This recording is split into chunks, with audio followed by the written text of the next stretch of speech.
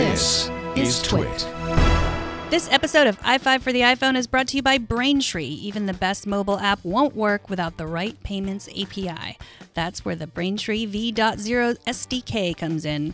One amazingly simple integration gives you every way to pay. Try out the sandbox and see for yourself at braintreepayments.com/iFive.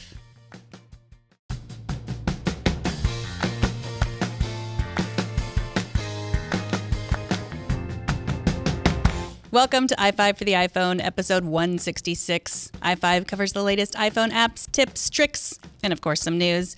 I am Megan Morrone. Let's get started.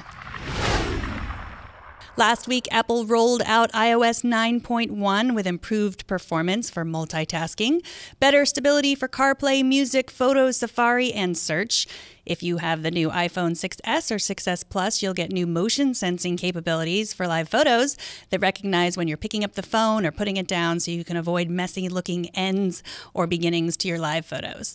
The real news, of course, is the 150 new emoji included in the update.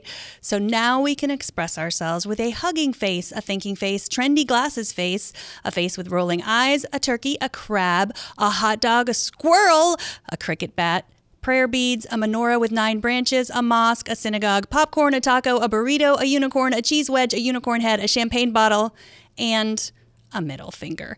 You can get the update through settings in your iPhone, but first, can we all agree that if you're going to give someone the middle finger, you really ought to do that in person? The new emoji are also available on Apple Watch and OS X, but you'll have to update them to get it. If you've stopped using the navigation app Waze because you thought it was too cluttered, it might be time to take another look. Waze got an iOS update last week that offers a cleaner interface, reduced battery consumption, and more.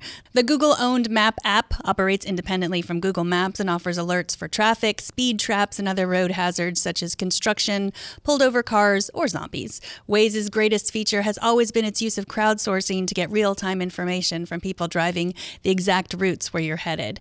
Another useful feature for those forgetful types like myself is the parking pin that lets you save your parking location so you don't have to remember it later. You can also send a parking pin to a friend so they know where you are. Not a bad feature if you're by yourself in a neighborhood you don't know. The Waze update also adds calendar integration to notify you of when you need to leave for events based on how long it will take you to drive there, factoring in current traffic. You'll need to add a street address to your calendar event in order to do this. Waze isn't that smart yet. Number 3 is a question about tracking runs with your iPhone. Stuart in Victoria, BC writes, I awoke this morning to an update from Runkeeper that said it now includes a standalone app for the Apple Watch. Hold the phone. That means you can run without your phone and still track with Runkeeper? Is this the update I have been waiting for? Tell me this is so. I didn't think the Apple Watch had GPS tracking, so how does this track your data? Thanks so much for your question, Stuart. I hadn't used Runkeeper in a while. I normally use the workout app in my Apple Watch to record my runs, and sometimes I use Map My Run if I want to plan out a run beforehand and keep track of the runs that I've done. But I downloaded the newest version of Runkeeper and ran with it this morning. I have to say that it still needs a little bit of work. It is just as slow to connect as most of the third-party Apple Watch apps. When I was finished with my run and tried to save it on my watch, it just spun and spun until I connected my watch to my phone. I was also hoping that Runkeeper might drain my Apple Watch battery less, but in preliminary testing, it drained it just as much or more. So will I use Runkeeper in order to run without my phone? No, but that's not all Runkeeper's fault.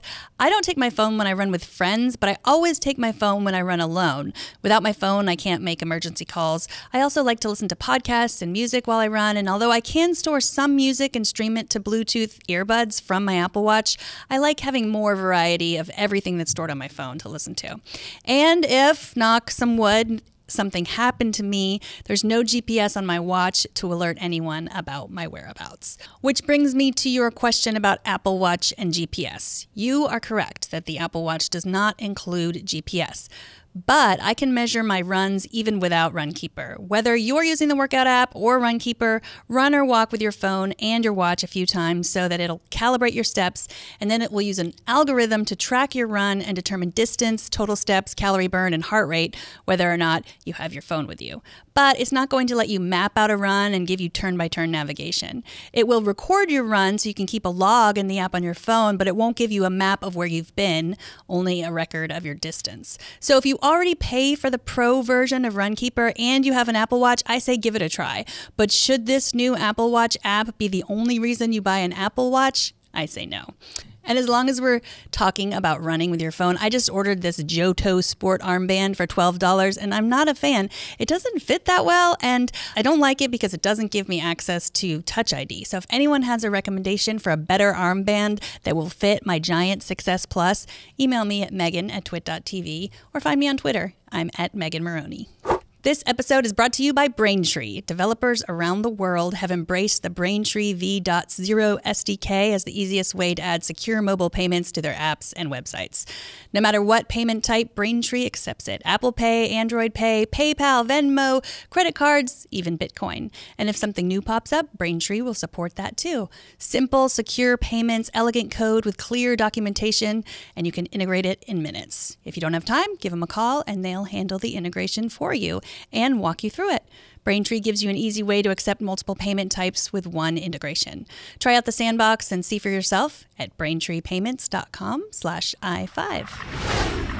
Number 4 is Boomerang. Last week, Instagram released another standalone app like Layout and Hyperlapse. This one is called Boomerang, and it seems designed to simulate the live photos effect in the 6S, or also it looks a little bit like Vine videos, with one extra twist. The reason it's called Boomerang is it not only plays the short video forward, it also plays it backward and then lets you post it on Instagram or anywhere else you want to post it. It couldn't possibly be easier to use. Find a subject. Pets and kids work great. Houseplants, not so much. Tap record, and you're done. The videos are 1 second in length, so you better catch the good stuff quick. My dog loves Boomerang, mostly because of all the treats he got while I was testing it last week. You can share your videos on Instagram, Facebook, iMessage, etc. Boomerang is free. Number 5 is Watch Keypad. Have you ever needed to call someone from your Apple Watch, but they're not in your contact list? I have never needed to do that. But with a 99-cent app called Watch Keypad, now you can, if you should ever want to, which I haven't yet, but you never know. To use Watch Keypad, download it. Go to your Watch app on your iPhone to show the Watch Keypad on your watch or in your glances, or both. Open the app if you want to call someone not in your contacts list. Tap the number on the tiny keypad and then tap call. Yes, you could do this on your phone, but then you would not look like an international spy, and you can't make calls on your watch without the phone nearby. So if you're thinking you could use this if you lose your phone or if your battery is dead, think again, you can't. And don't think about using this while you're driving because you will most definitely get into an accident while tapping numbers on this tiny screen. So why might you want to use this? Well, someone, say a child you're trying to occupy, might be playing a game on your phone, and then you can make a call on your watch at the same time. Also, the only way you're going to look like an international spy is if you make your call from your watch. And how many international spies do you know who keep important numbers in their contact list? Watch Keypad is of limited use, but so is 99 cents. So I say spend your 99 cents on this, especially because the app developer claims to be only 14 years old, and I have chosen to believe him. And that does it for this episode. Thank you so much for watching. All of the apps, links, and other info from the show can be found at twit.tv/iFive. You can always email ideas or questions or general feedback to iFive@twit.tv. I am Megan Morrone, and we hope to see you next week on iFive for the iPhone. Bandwidth for iFive for the iPhone is provided by CacheFly at CACHEFLY.com.